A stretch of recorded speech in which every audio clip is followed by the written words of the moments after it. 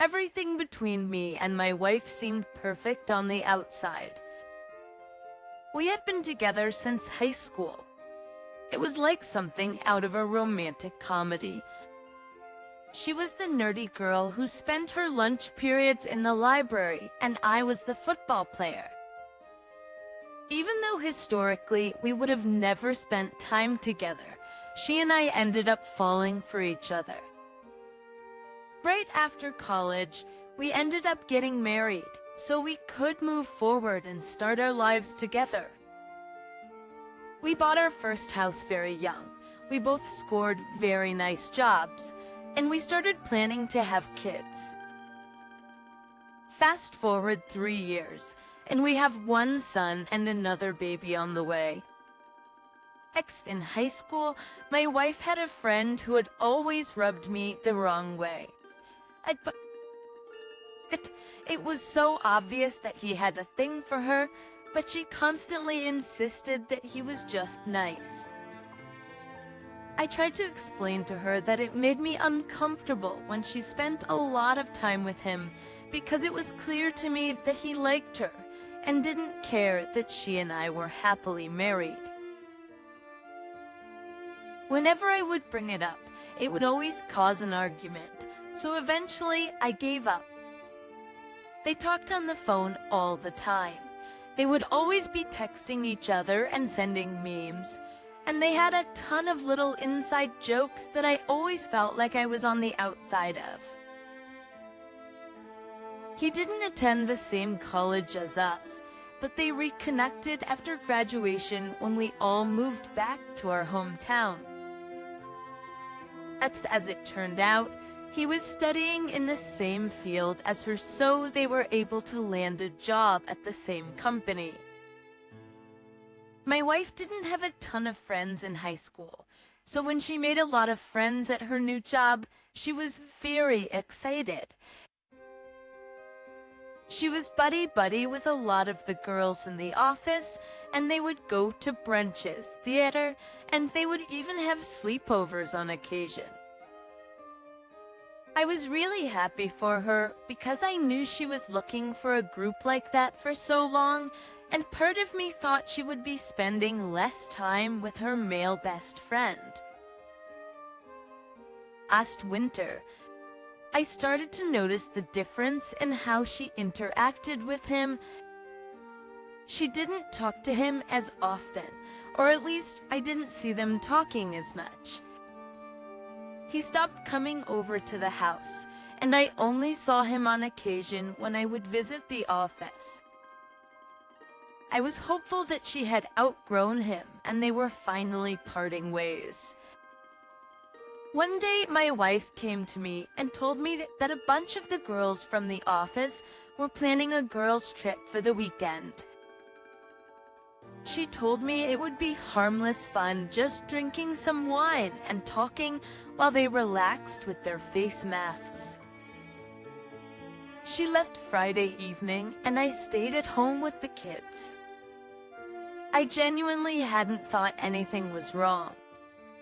Saturday evening rolls around and I'm in bed searching through Netflix looking for something to watch when my phone rings. It was a phone call from her male best friend. Just right away, I thought it was strange, because he and I had never really been close, so him calling me was bizarre. I answered the phone and waited for him to say something, but he never did. I was about to hang up the phone when I heard a part of the conversation they were having. He was telling my wife how much he loved her. My wife was on the other line as well. Wherever she had gone for the weekend, he had gone as well. I absolutely could not put down the phone while I listened. She told him that she regretted what they had done a few weeks ago, and that last night was a mistake.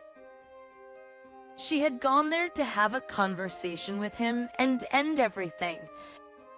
It was then that I realized there never was a girls' trip. They continued their conversation until I could hear them kissing on the other line, Then I finally hung up. I couldn't believe what I just heard. I felt sick to my stomach, and I wanted to scream, but I couldn't do anything to upset my children. At first, I thought it was such an odd time to be butt dialed by him. The more I thought about it, people only butt dialed their recent contacts, so it didn't make sense for him to have accidentally called me. He did it on purpose. He called me while he had that conversation, hoping I would overhear it. A take about an hour passed, then I got the text messages. They were all from him. They were screenshots of conversations, pictures they had sent each other, and even a clip from a video that he had taken at the lake house they were staying in. I was absolutely shocked.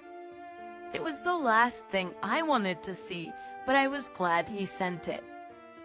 I didn't say anything bad. He probably thought that he had won this imaginary fight that he and I have been having for the past 10 years, but I would find a way to make them both pay. I sat on the information, stewing in all of the ideas that I had to get revenge on them both. I knew that I wanted to get them fired, but that didn't seem like punishment enough. My wife came back Sunday night and couldn't even meet my eyes. She felt guilty for what she did, as she should have. By the end of the week, she would only feel worse. I pretended like nothing happened, not wanting to stir the pot and upset our children any more than they would be after everything. That their well-being was my priority, which apparently she didn't care too much about. On Wednesday, I was able to get a meeting with her boss. Her company had a strict no dating within the workplace rule, so I knew at the very least they would both be reprimanded for that. The real kicker in all of it was that one of the pictures my wife's friend sent me was of them together in the break room. At people I had attended many company Christmas parties in the past, so I recognized it well. Her boss was horrified when she saw the images of them together. Oh, doubt she was thinking about how she drank her coffee at the table they screwed on. Now I knew my wife, and I knew her well. I was certain she had no clue her friend sent me any of the information that he did. When she found out what he did, she would want nothing to do with him. His little power play cost him any chance he had of being with her after our separation. As soon as I stepped out of the office, I watched her boss storm over to her friend and practically drag him into the office. I went right over to my wife's desk, and I dropped an envelope. The envelope with all of the printed documents I had been sent alongside divorce papers. She had one of those open offices that didn't like to use cubicles or box their workers in, so everybody got a good view when I served her the papers. I told her that I wanted a divorce. Then, with my voice raised higher than it normally would be, I told her I knew everything about her affair with her friend. I watched the women around her raise their eyebrows and hurriedly look away as if they couldn't hear anything. My wife's face was as red as a tomato. She was so embarrassed. I walked out of the office, knowing that she was likely about to get fired for what happened in the break room. I took the kids to my brother's house, and we stayed with him for a few weeks while I looked for another apartment. She and I are officially divorced, but we're still going through custody hearings for the children. We have agreed on joint custody, but the biggest issue is figuring out the holiday schedule. She and her friend were both fired, and from what I understand, she has completely cut him off. She moved back in with her mom, and I ended up selling the house that I got to keep. I know, T. I'm so sorry you had to go through that. Her friend's intentions were always clear to you from the start, and it's such a shame that she wouldn't listen to you. Setting up clear boundaries between the two of them could have prevented the fallout of your marriage, but it seems like she might have had lingering feelings for him too. The worst part of all of this is that she didn't even have the courage to tell you about the affair. He only called to hurt you. You're right that it does seem like some sick power play on his end. I really hope you were able to move on from this and find someone else more worth the time and effort. Now let's move on to our next story. I met my ex in college, but we didn't date right away. We ended up running into each other after graduation and hooking up. She and I had been running in the same circles, but we weren't close by any means in college. After running into her, I did admit that I had a bit of a crush on her at some point, and she told me that she felt the same way. Things were good with us for a while. We had been together for 3 years when I popped the question and asked her to be my wife. She was beyond excited and told me that she wanted nothing more than to be my wife. We hadn't been living together at the time. She was on a lease with a roommate, and she didn't want to abandon her. After our engagement, she slowly started moving things over, so she could officially live with me when her lease was up. She spent most of her nights at my apartment anyway, so it made sense. Every now and then, she would crash at her apartment if she was super exhausted from work, or if she had to get up extra early. She told me she did that just so she wouldn't disturb me when she got up and did her whole makeup routine to get ready. As much as I wished she was at my apartment, I didn't really mind that much since she was only a few blocks away. What I didn't know at the time was that she was using her old room as a place to film for her OnlyFans. I didn't even know she had an OnlyFans. She didn't have the best job when I met her. She was making about $16 an hour, and she was being worked to the bone. She would constantly be complaining about terrible coworkers, the things she had to do, and how exhausted she was at the end of every day.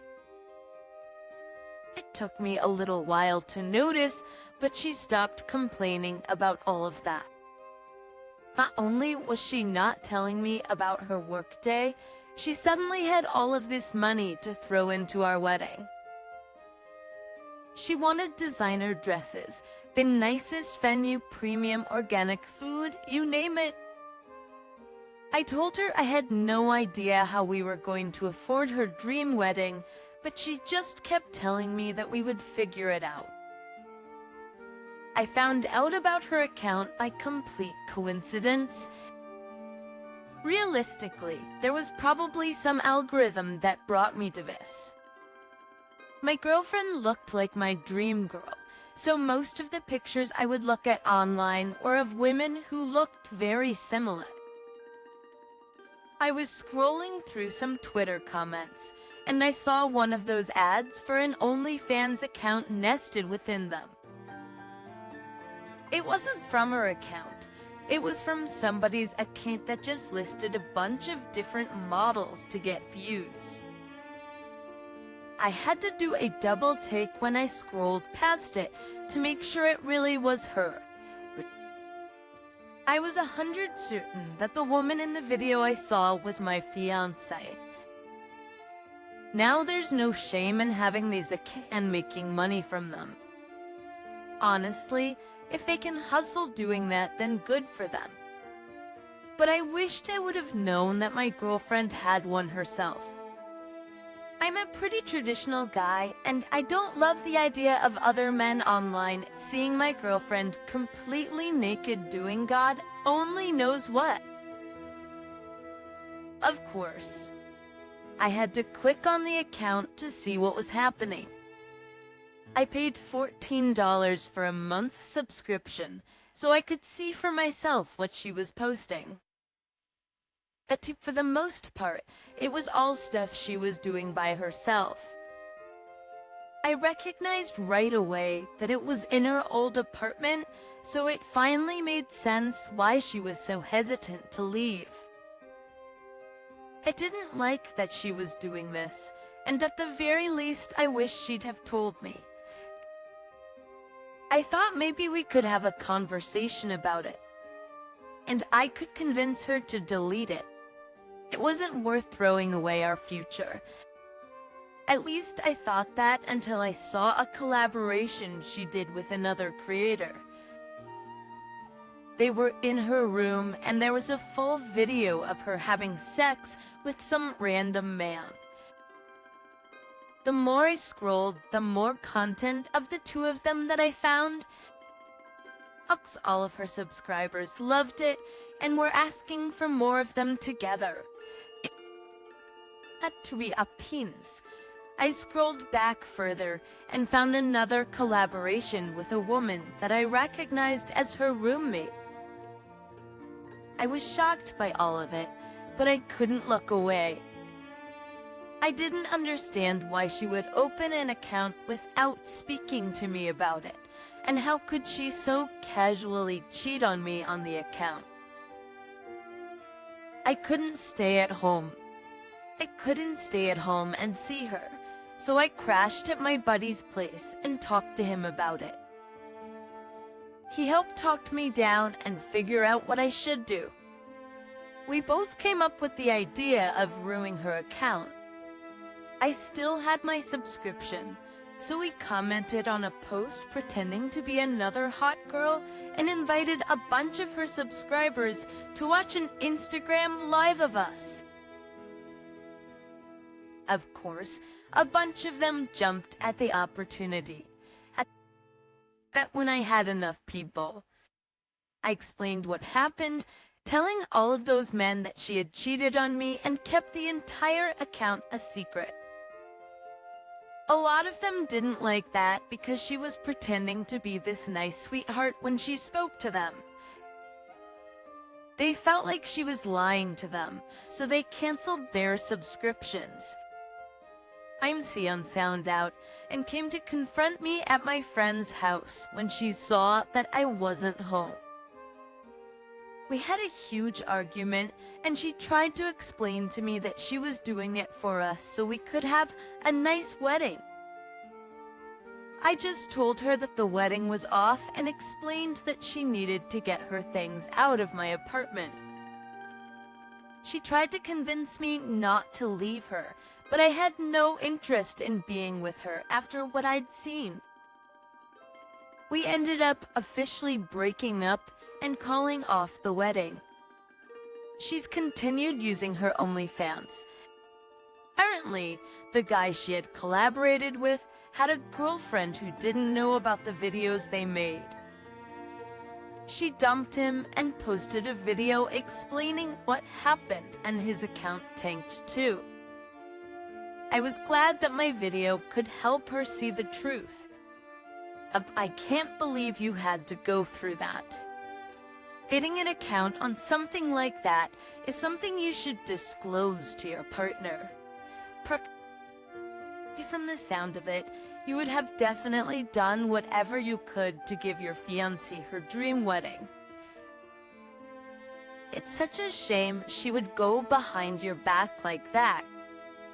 Her hiding the account was bad enough without secretly sleeping with another man for content. They had agreed to film together several times. That goes far beyond a one-time collaboration. The two of them must have had some other kind of connection. I'm glad you were able to break away from her, and I'm glad your story was able to help another person in a similar situation. I wish you well, and I hope you can recover from this.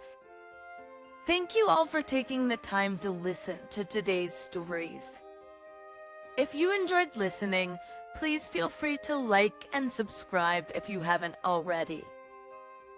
Also, comment below with your thoughts on what happened. If there is a story you would like to share with me about your own situation or someone else's, then please do not hesitate to contact me. Take care.